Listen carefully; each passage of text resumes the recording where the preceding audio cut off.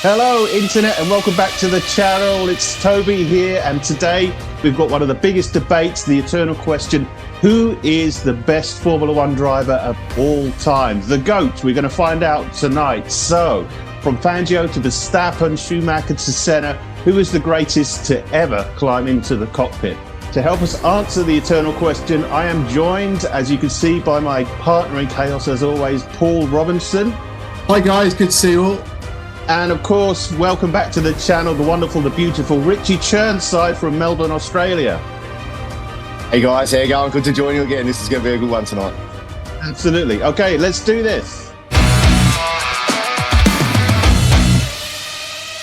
I have a feeling there's going to be a few surprises along the way. One big name, probably not on the list from one of you guys that I can think of. But anyway, I've got a beer because I'm glad we're not in the same room because we might get a little bit punchy with each other. So anyway, so without further ado, as always, guests going first. So Richie, in 10th place, we're going to go from 10 to 1. So in 10th place, who is your pick for the 10th place driver? Mika Häkkinen. 2 titles, 20 wins, 26 poles. Took it to some of the best in the game. Beat Ayrton Senna first time out in Portugal. Beat Schumacher. All right, was lucky to maybe win 99 where Schumacher was out. But since 1991, only 5 drivers have won a world championship, having not won the constructors. Mika Häkkinen being one of those. Number 10 is Mika Häkkinen. Okay, good choice. He'd certainly be on my list as well. Like I said, I did a list and I got about 30 names and I couldn't whittle it down, mate. So I don't know how you guys have done it. 30 in your top 10. Yeah, exactly. I was like, I can't cut that guy. But Mika was in my top 10 as well. But anyway, Paul, in 10th place, who are you going with, mate? This driver, I'm in an R in whether to put him in or not. 1 minute he was going to go in, next minute I changed my mind, he wasn't. But I haven't put him in, and it is Sebastian Vettel in 10th place. So the youngest world drivers champion. He's joint 4th in the list of how many titles he's won. Looking back, Monza 2008, what a drive in the wet in the Tour of Oslo. 2010, it takes to the last race, the 4 drivers. He obviously won the title against Webber, Alonso and Hamilton on that day. He dethroned Hamilton, obviously, after 2008 for the 4 years. He had that Red Bull dominance. The only thing against him, his frailties when he gets to Ferrari, making silly errors and mistakes that sort of felt pulled him back down a little bit. So Sebastian is my number 10. Yeah, nice. Yeah, 2017-18 was pretty tough, I thought, for us. But anyway, great choices. I'm not going to get into who's right. I'm not the adjudicator here. I'm just going with it. But I'm sure we'll get into fisticuffs later on, virtual fisticuffs. Okay, perfect. So Paul, Seb, Mika for Richie. So position 9, Richie, go for it. Okay, so there's a bit of an Aussie flavour to this one, and it's our own Sir Jack Brabham. 3 titles. 14 wins, 13 poles. Okay, the numbers aren't there in terms of wins and poles, but also they were 8-9 race seasons back in the late 50s, early 60s. Only person to win a world championship in his own car. That in itself speaks volumes. Again, I weighted sort of 50s, 60s, 70s championships more than 90s, 2000s and onwards. He's an Australian champion. He's 3-time champion. That in itself is a massive effort, and to do it in your own car in an era where those around were, suffering. So Jack is my number 9. Nice, great choice, mate. Great choice. Yeah, the own car thing is a big deal for sure. Pretty big. It is. Paul, away you go. Position 9 for yourself, mate. Go. So in 9th position for me is Niki Lauda, a legend that will never be forgotten. After the near-death experience in 76, how that guy came back and then to win the championship the following year as well. And then obviously retired and then came back again to win. I mean, how many drivers would retire and be able to come back and win the F1 title? Niki Lauda is my number 9. Yeah, Niki, what a legend, man. So, absolutely. So, P8, Richie, away you go. All right. Number 8, Jackie Stewart. Again, a three-time world champion. 27 wins, 17 poles, Mr. Consistency. Obviously, again, another driver who saw a lot of his rivals fall around him. Drove F1 safety like no other. Still a massive figure in the paddock, even to this day. Again, like Lauda, called the shots when he said enough was enough, and he left after Severe's death in Watkins Glen, I think, in New York. Said that was it. I'm done. And look, three-time champion in the 60s, 70s is a massive effort. So number 8 is Sir Jackie Stewart. Absolutely. Yeah, no relation to me, by the way, just in case people wonder. Excellent. Great choice, mate. Yeah, absolutely. Okay, Paul, over to you. Position 8. Position 8. Well, Rich has done the work for me here. My number 8 was Sir Jackie Stewart also. Excellent. Good call. And you've said all the things there. Also, I think to add all the safety improvements he did with Formula One. Yeah. The full size helmets, the gravel traps, things like that, to make it safer. Definitely, it was massive for Formula One as it is today, and to save so many lives after his reign. Absolutely, and still be present, as you said, Richie. Still be present in the paddock. I mean, week in, week out, you still see him there. Yeah, it's great. 86 years of age, I think. Yeah. Okay. Flying all over the world. Fantastic. Yeah. No massive surprises yet, so that's good. I mean, they're all worthy choices, mate. I know we're getting to it. So, position 7, Richie. Who is position 7? All right, position 7, Alain Prost. Right. 4 world championships, 51 wins, 33 poles. Held the record for the most amount of wins until our very own Michael Schumacher eclipsed that. Took on one of the sports greats in Ayrton Senna, raced against absolute legends, Nelson Piquet, Niki Lauda, Nigel Mansell, even Schumacher sort of towards the end of his career. So all 4 of his world championships were won against a quality field. Gets overlooked a lot by modern lists and all that sort of thing. But again, 4 world championships in that turbo era / NA era of early V10s. All right, he sort of walks 93, let's be honest, but awesome driver. The Professor was his nickname because he really did think out a race and tried to win the race as slow as possible on many occasions, which was probably a trait of what he learnt off Niki Lauda in those couple of seasons where he raced with him. Number 7, Alain Prost. I mean, it's funny. You said he's overlooked. I think he is overlooked simply because of that reputation. The Professor kind of just did whatever was necessary. Never really took too many risks. Just if coming third means I'm getting points and winning championships, then I'll come third. So I think maybe because of that, he gets a little bit overlooked sometimes. But yeah, legend, absolute legend. Then Paul, position 7, my friend. So my position 7 is Alain Prost. No, come on. Would you believe it? He is, yes. As Richie said, really, he was having to race against champions like Piquet, Mansell, Senna at the time. Very intelligent driver, great with the tyres, and super quick. Absolutely. It's going to be a quick podcast, Paul. You guys haven't been sharing lists secretly or anything. No, absolutely not. Here, all right. I actually said that to you the other night. Let's not do any pre-podcast chat about it. Let's just get straight into it for this exact reason. So, it's good. It's working well. Absolutely, yeah. All right. We're nearly at the top 5. So one more to go and then we'll be in the top 5. So position 6, Richie, who have you got? Yep. Well, I know we're going to be different on this one because he's already said him, number 6, Niki Lauda. So 3 titles, 25 wins, 24 poles. Paul's already sort of pretty much wrapped it up. He won a title, had a near-death experience, came back, won a title, said, I'm done, came back, won another title. So fantastic. One of Ferrari's greatest drivers up there with Schumacher. Look, what more can I say than what Paul's already said? To come back from the injuries that he sustained at the Nürburgring, to not only win a championship, but could have also won in 76 as well. He could be a 4-time champion. So, absolutely. And again, like Alain Prost, probably an overlooked champion in today's world because the figures sort of aren't there, but he's up there in the upper echelons as a legend of our sport. Sure. Yeah, and something that again gets overlooked with Nicky is the fact of what he did outside the sport. Like, I mean, he was a great businessman. You know, I know he did come from a fairly.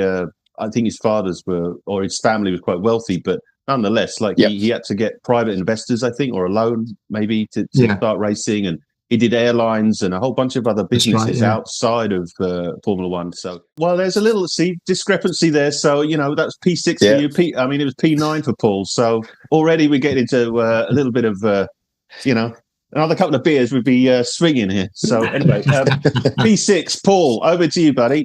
Okay, so I've gone P6 for Juan Manuel Fangio. Fangio, yes, absolutely. I've read a lot about him. Obviously, I haven't seen a lot of him race, but those records, 5 drivers' championships, held the record for so long. He sort of, you know, he's dominated the 50s. So I thought he's got to be in there somewhere. So Juan Manuel Fangio, you are my number 6 top 10 driver. Great choice, mate. Yeah, he's the boss for sure. Yeah. All right, I'm just going to refill my my beer here because I think we're coming into the top 5 now. So there's already someone missing, which I think is going to be permanently missing from this list. But we will see from at least one of you, at least. But throw some headlines in here. What are you talking about, Toby? Talk to me. All right, I think it's going to get spicy from 5 below. Yeah, I think that this is where, you know, there's no mess in here. This is where the big boys come in. Top 5. So, Richie, in 5th place, who have you got? Okay, so in 5th place comes with an asterisk. Let me explain. His name is Max Verstappen. Okay, so, 4 titles so far, 68 wins, 47 poles. Now, here's where the asterisk comes in. If he wins the World Championship this year, I reckon he goes number 1. Wow. Now, okay.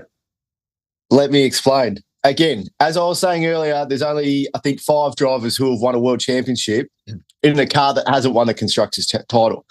He's done it twice. He does it again this year. He will have done it 3 times, whereas he's won a World Championship without a Constructors' winning car. That, in the modern era of F1, is huge. Now, as we were saying off camera before, you can't compare eras, Have a look at what some of Max Verstappen's race victories have been like. We're only talking F1 here, but look what he does outside of F1. The man is a machine, and I believe he's one of only the few drivers of the last 15 years that could win in any era, in any car. He's an absolute gun.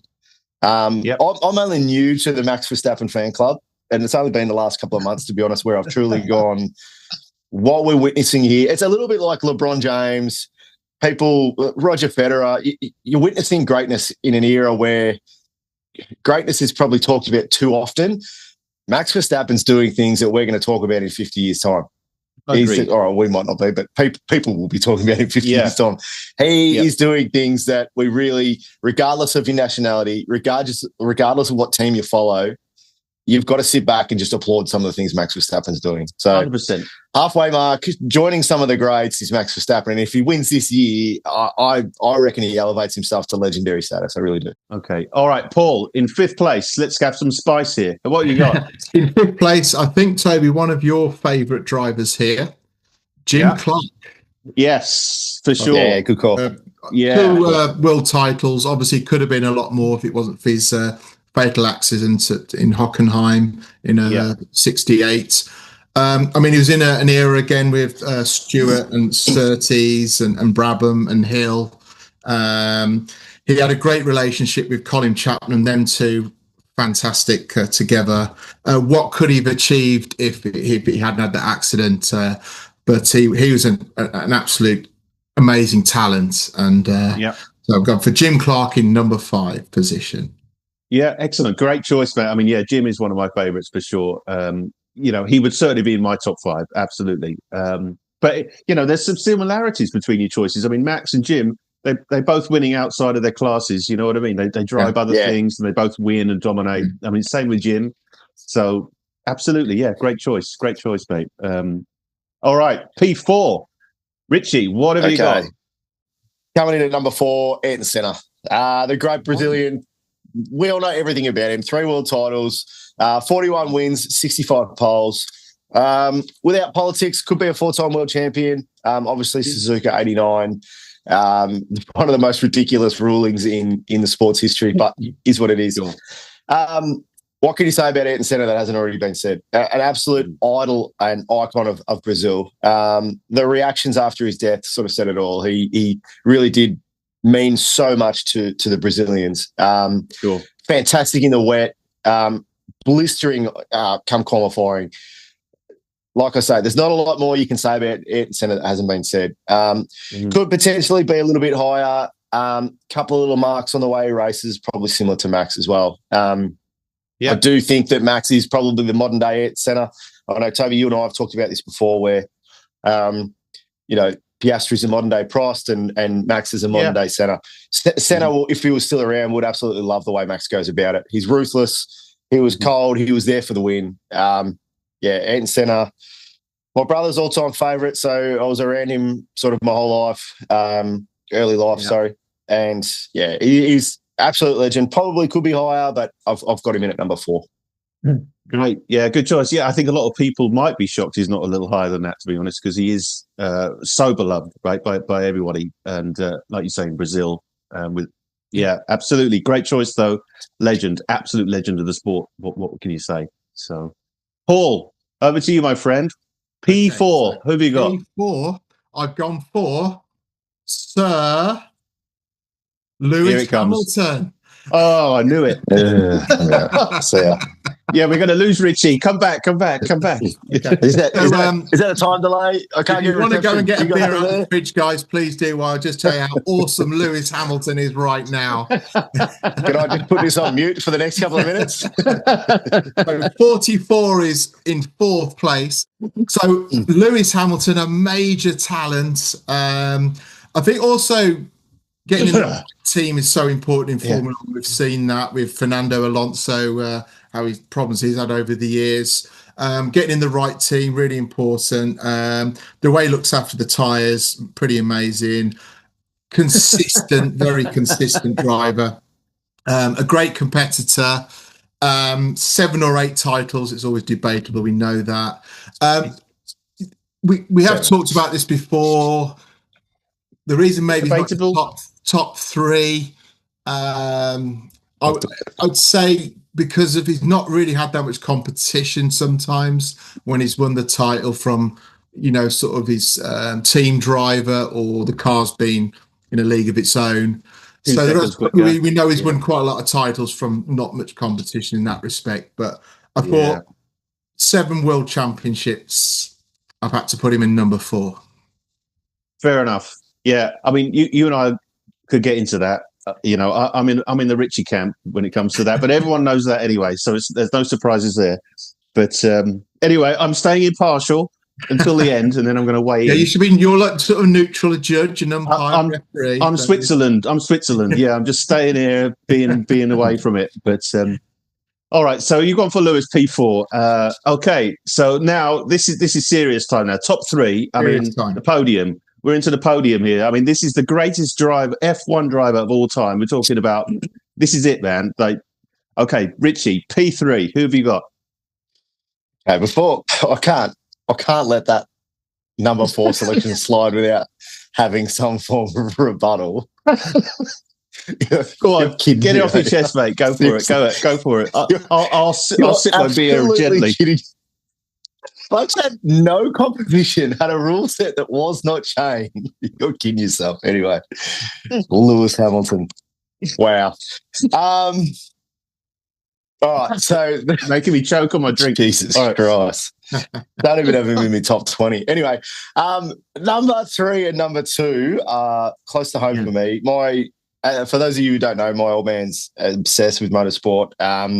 I think some of the first words we ever spoke were car and race or something like that. I'm almost sure of it. The next 2 for me are people who my dad talks about daily. And so I know a lot about them, I guess.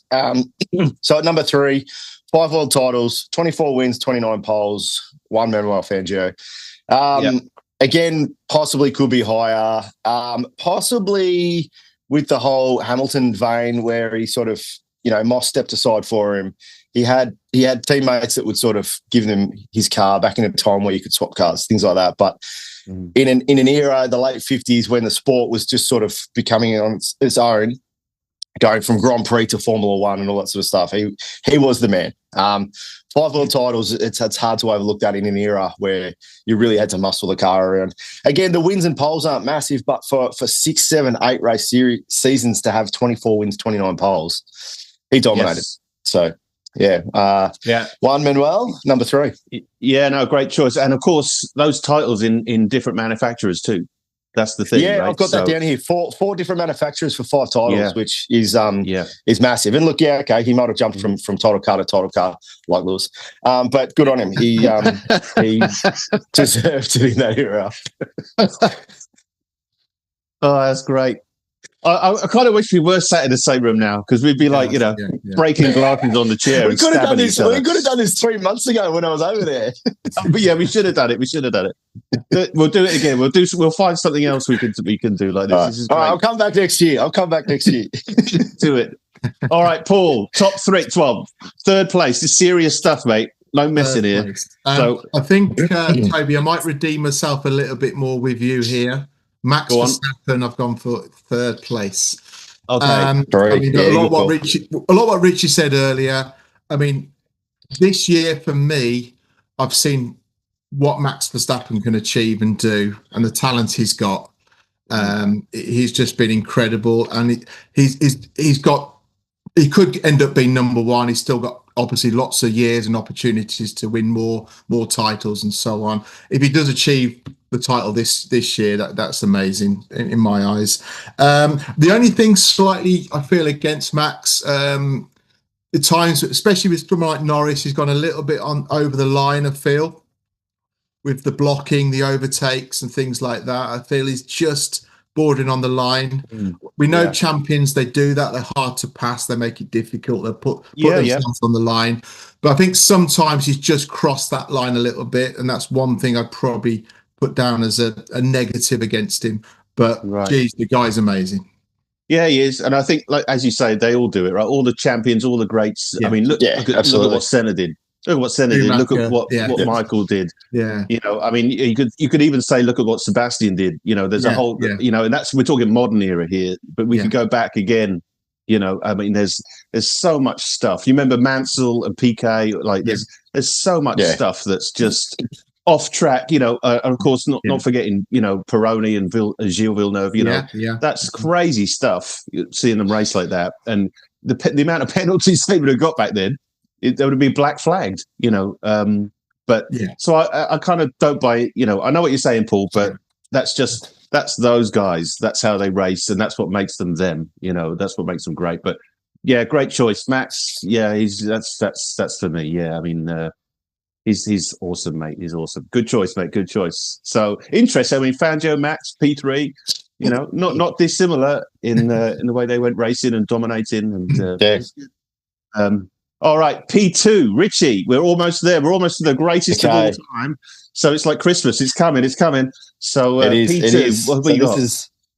This is another one of my dad's favourites, and hard to argue not the greatest of all time, but I couldn't put him there, and that's Jim Clark. So as Paul said, 2 titles, 25 wins, 28 poles. Also an Indy 500 winner when it was a part of the F1 calendar. Yes, so that's right. That's to be put in there as well. Like Max, he won in everything he drove. He wasn't afraid. Like he passed away in a Formula 2 race. Like this is a guy who never had an off weekend. He was racing something every single weekend. Legend of the sport, humble guy. Loved his little village where he grew up in. Fun fact: he was actually born in Chirnside, which is my surname. Which is pretty cool. I didn't know that. Yeah, Scotland. Well, he was born. Wow. Yeah, in or around Chirnside. Yeah. So you have to say it with the right accent, though, otherwise it doesn't count. If you can't say it I'm with not the going right to attempt that, mate. at this time of the morning down here in Melbourne, I'm not going to attempt that. Again, the similarities between Max in that he would jump in anything. He raced the Lotus Cortinas. He was Colin Chapman's go-to guy. I think may have raced Le Mans as well. Keen to be picked up on that. But you know what? I'm going to have to Google that right now. Le Mans. He used to win races by massive margins. Was a flat out racer, and number 2, Jim Clark. Nice, mate. Nice. I'm just Googling if Jim Clark raced Le Mans because I don't know the answer to that. He did in 59. Yeah, he did. Cool. He finished second in class to the 24 hours. Yeah, he did. There you go. Yeah. There you go. Beautiful. Yeah. Nice one, Jim. Yeah. Excellent. Wow. Okay, Paul, P2. Who have you got, buddy? We're almost here. I don't know if you can guess this. I've got Ayrton Senna for my number 2. Wow. Okay. Again, similar. I just felt I couldn't, like Jim Clark, I couldn't give him a higher score for myself because of, unfortunately, not racing a full career because of his death in 94. A natural talent. I mean, looking back at the Monaco laps in the wet, in the Tolman, Donington 93 again in the wet, the Brazilian passion, the will to win, the rivalry with Prost was just an incredible era. He's one of my favourites, as you can gather. Ayrton Senna for me. I actually put him. Thought you might have him as number 1 because I know how passionate you are. Very tight. Yeah. I think just because I know you're a big Senna fan. Not being able to race for the duration, I just felt I couldn't put him in number 1 because of that. Yeah. No, I know you're huge on Senna, and rightly so, mate. You know, but he's quite a controversial figure. We all know people who think he's overrated or it was dangerous. There's a lot of people who think those things. So I'm not saying I'm that person or you're that, or any of us are that person, but we all know people who have a different opinion on Senna. Yeah. So, but anyway. Before we get into it, I have to refill my beer because I think I know the answer to what's coming, but I'm going to refill it. You might well have missed somebody out here. That's the worst beer. By the way, that's the worst. You can't see that. Sorry, I've got the blurry background on, but that's the worst pint I've ever poured in my life. Sorry about the branding. Yeah, that's horrible. Sapporo. If you're out there, Sapporo, we'd like a sponsor. That's fine. But anyway, that's the worst pour ever. And it's not Sapporo. So that's not Sapporo beer. That's my bad pouring. So...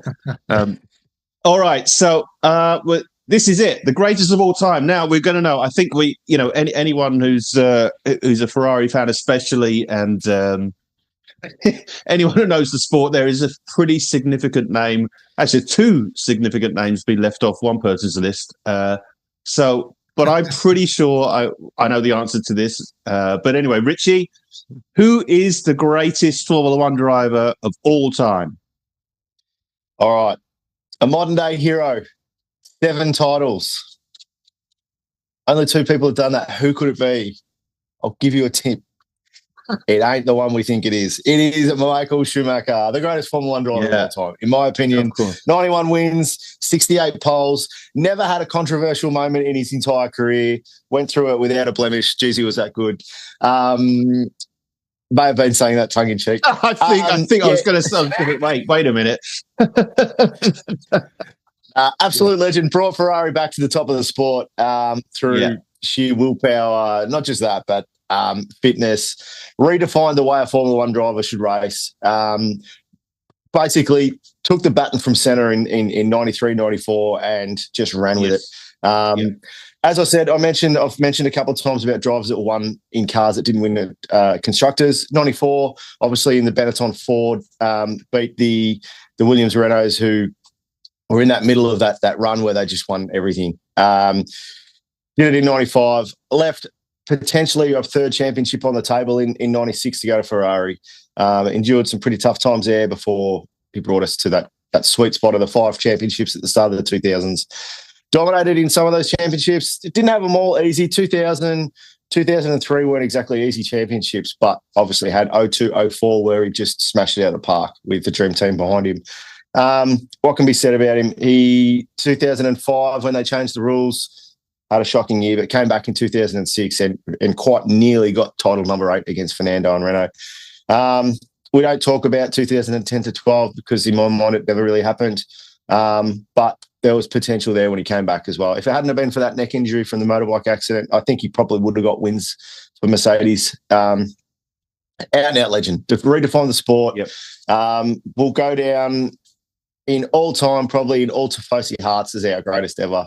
I know all the stay on or stay off challenges you do. He's always number one. He's right up there. He is. Yeah, I don't know what more I can say about him. Yeah, yeah. There's only one. Yeah. There was one. Gilles actually won at once, I think. But everyone gets to Michael and just goes, "Oh yeah, well, like that's it, right?" No matter how passionate you are about anybody, Michael, that's it. Game over. You know. I mean, we were in Maranello a couple of months ago, and you guys have just been there. His soul is etched through the town. For sure. Everywhere you turn, there's a reminder of what he meant to us. Legend of the sport, number one for me. Can't go past. Yeah, absolutely. Well, Paul, over to you. But I think we know what's coming, and add to what's already been said to that pastiche. Absolutely, yeah. I'm sure you've guessed it by now. My number one is also Michael Schumacher. It was tight between him and Senna, but I had to give it to Michael in the end. I mean, he could make a poor car quick. Incredible guy. Wish he'd stayed on a little bit longer after 2006. He didn't retire too early. I think he could have done a bit more. Shame he came back again in 2010. Obviously didn't work for him, but an absolute class act. I mean, his work rate was amazing. He'd be the last one there, you know, in the garage, trying to find a way of making the car quicker. He'd bring everyone up, you know, to his level. And he was incredible. So Michael for me as well as Richie, the number one, the GOAT. Yeah, the GOAT. We have decided it is Michael Schumacher, and I will not argue with that, mate. So I he's my GOAT too. I've got 30 names or so here. Like obviously Michael. I did put Lewis on the list. I'm not going to tell you where I put him. Senna, Fangio, Prost, Verstappen, Lauda, Clark, of course. Fernando, Jackie Stewart, Hakkinen, Sterling Moss I had on my list as well, which none of you picked. Also, PK I put on the list, and I put Gilles Villeneuve on the list as well. Yeah. They were all on the bubble. Andretti. I didn't put Charles. I thought about it, but of course, it's just not there yet. There's a lot of people I had on my list. Favorite driver, yes, not the greatest of all time, not yet, but yeah, I totally agree. I think but like Richie, for me, Jack Brabham was nearly in the top 10 for me. Alonso, I just felt, you know, okay, 2 titles. He's been in the wrong car for many years in Formula One. I mean, if he'd stayed in McLaren, he'd be winning now, wouldn't he? Yeah, he would. Those years ago. But Alonso, I just felt I couldn't put in because he's just been in the wrong car a lot of his career. Well, Sterling Moss was there, but again, like Richie, he hadn't got a title, so I felt I couldn't put him in the top 10 because of that. It's been a fascinating journey, and we have managed to stop killing each other. I think that's mostly because we're in different places in the world, but it's been great. Thank you so much for watching, and Paul, thank you so much, my friend. Thank you, Toby. Thank you, and Richie down there in Australia. Thanks, guys. Thanks again for having me. Awesome. All right, catch you on the next one, guys. Thanks for watching. Cheers, guys. See you guys. Thank you.